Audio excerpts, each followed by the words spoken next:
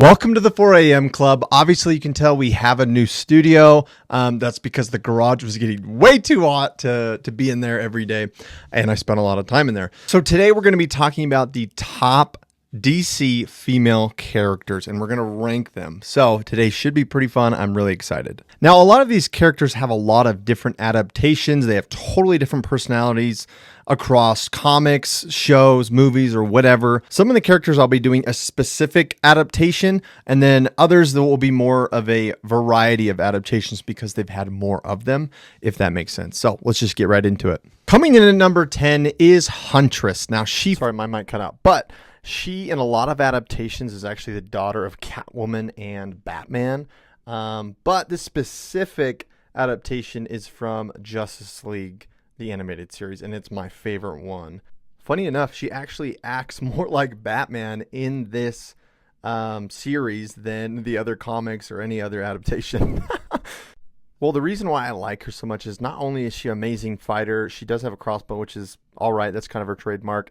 But she's got like one of those Russell Westbrook attitudes, right? And she's a little witty, she's funny, and she's just entertaining. So I wouldn't mind if they made a animated movie just about her.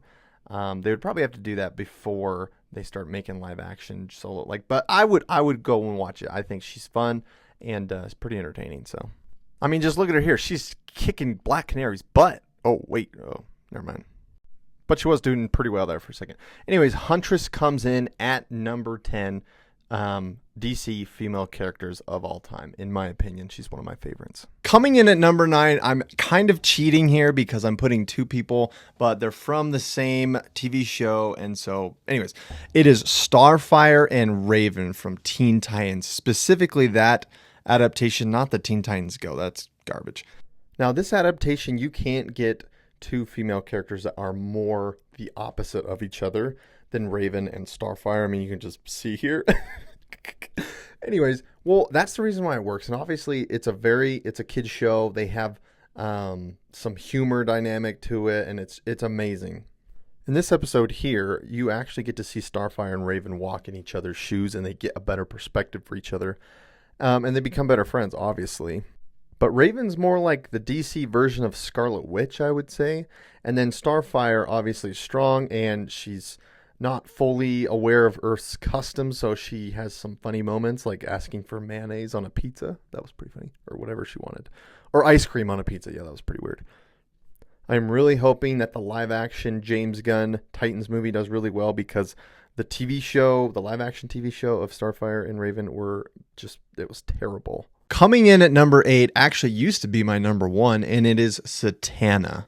Now, obviously, I think Zatanna is super cool, and she doesn't really get the attention or respect that she deserves. I feel like for the reason behind that is that her powers aren't very exciting by themselves, but they're exciting when you pair them with other heroes.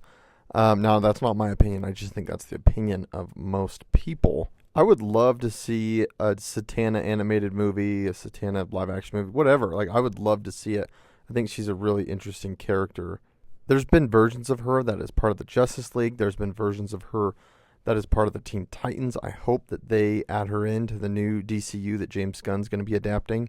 I'd love to see it. I think she's an amazing character. Her trademark, really, besides magic, is she's an entertainer. She's a performer, and I mean, it works really well. Coming in at number 7 is Black Canary. The best adaptations of Black Canary have definitely been Justice League, the animated series, and her role in Young Justice. In that show, she's really like their teacher, teaching them how to fight. And in certain episodes, like she's teaching them kind of handle the stress of being a hero, I guess, which is super cool.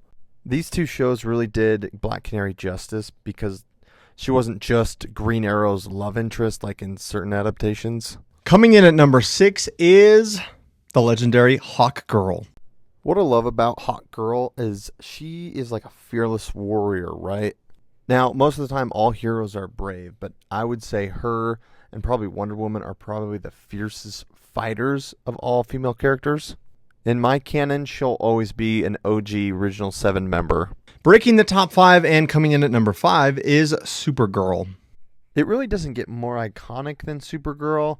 I mean, if you were to talk to some random person on the street, they'd probably know who she was. She has all the powers of Superman, and there's a ton of adaptations of her. She actually even got her own TV show on the CW. It lasted a pretty long time. Obviously, she's a side character in the Superman universe, but it's nice to see that she's finally getting some of her own attention, because she's a cool character, even if she's just the female version of the Man of Steel. I mean, she has a big role in Crisis on Infinite Earth. She has a ton of her own comics. And let's be honest, every kid in America had a crush on her at some point. The fourth best female DC character of all time is Batgirl. Obviously, I'm talking about Batgirl, Barbara Gordon, and she's had so many adaptations, it's hard to pick just one, so just her overall. Although the Batman series, this Batgirl right here, actually was one of my favorites as well. Obviously, Batgirl in Batman the Animated Series is always goated as well. What's funny is Batgirl in a lot of adaptations kind of forces her way into the Bat family by just trying to be a crime fighter. She really had some time to shine in Batman the New Adventures because it was her, Tim Drake, Robin, and Batman. And we got a lot of good episodes with her, so I think it really gave people a chance to develop a relationship with her and really have her be one of their favorite characters. But I would be so happy if one day they make a good Batman universe movie, show, whatever, live action, and they give Batgirl her own live action movie. I will buy a ticket, I promise. In a lot of adaptations of Batgirl, Barbara Gordon, she actually becomes a new hero called Oracle after being paralyzed by the Joker in one of the most iconic comics, The Killing Joke. And she's more of like the girl in the chair, and she does all the tech stuff and blah, blah, blah, blah, blah. But it's kind of bittersweet because she could do that role without being paralyzed. And it just makes me sad when she's kind of sidelined because she can't walk. So the third best DC female character of all time, it's Harley Quinn. I tried to play by the rules, but no, they wouldn't let me go straight. Society is to blame. Now, there has been a cajillion Harley Quinn adaptations, but I think my favorite one, I know that my favorite one is the Harley Quinn from Batman the Animated Series. Literally, the reason she exists. She didn't come from the comics. She didn't come from anything but this amazing show. You'll hear a lot of people complaining that there's like an oversaturation or too much Harley Quinn fatigue, whatever you want to call it.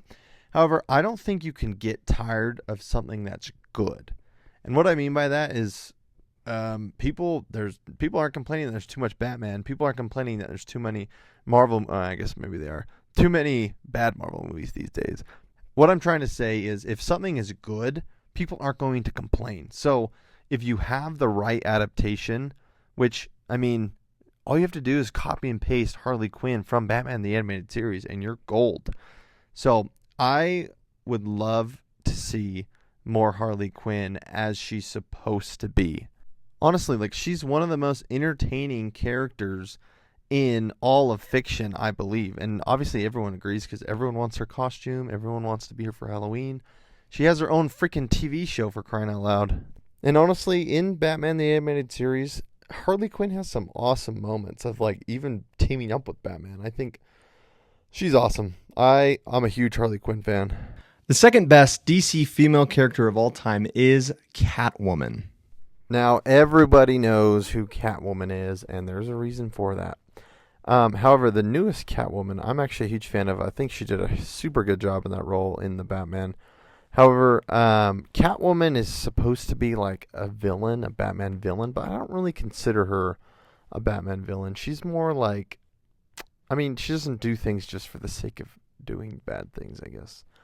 Anyways, but she, obviously she's the best love interest that Batman has, and in any canon that I consider canon, she's the main one. Forget about Talia and all those other people. What the heck? What are they doing here? I would consider Catwoman more of like an anti-hero, if you know what I'm talking about. And also, one of my favorite parts of Batman Arkham City, the best Batman game ever created of all time, was being Catwoman, having missions as Catwoman, having basically, like, I would say 20% of the game is Catwoman, which is super cool. But yeah, any story that has Batman in it, at some point needs to have Selena Kyle Catwoman in it. I mean, it's just necessary. Come on, you know what I'm talking about. My wife was actually Catwoman for Halloween, and I was Batman. Just look at Catwoman save Batman in Arkham City right here. I mean, come on, you're trying to tell me she's a villain? She's a hero, if you ask me. If we were doing a top 10 Halloween costumes that people use, it's probably Catwoman and Harley Quinn for 1 and 2. You know what I mean? Now, if you know anything about DC comics, DC shows, DC movies, you know that the best female, not even DC, just the best female character of all time is Wonder Woman.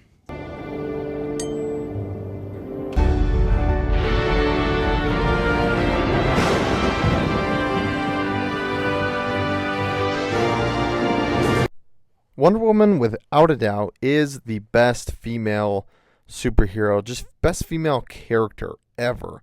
I mean, come on. If you don't agree with that, I don't know what we're doing here. Come on.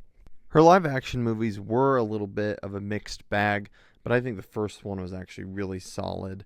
One thing I love about Wonder Woman is not only is she a warrior, she comes from royalty, her story is unique, but she leaves the island of where she comes from because she believes in mankind. She believes in justice, and she believes in helping other people.